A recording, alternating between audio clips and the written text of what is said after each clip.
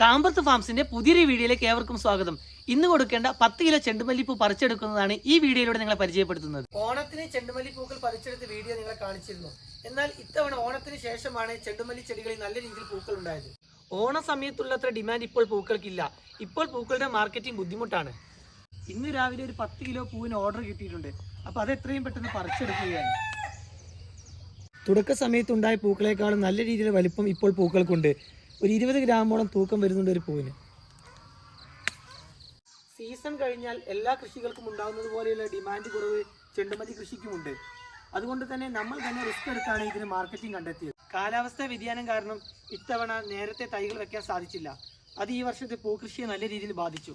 കൃത്യസമയത്ത് പൂക്കൾ പറിക്കാത്തതും പൂക്കളുടെ വലുപ്പവും കാരണം ചെടികളെല്ലാം ചെരിഞ്ഞു പോയിട്ടുണ്ട്. പൂക്കൾ മാർക്കറ്റ് ചെയ്യാൻ വളരെയധികം ബുദ്ധിമുട്ടിയെങ്കിലും വിൽക്കാൻ കഴിഞ്ഞതിന്റെ സന്തോഷം നിങ്ങളുമായി പങ്കുവെക്കുന്നു.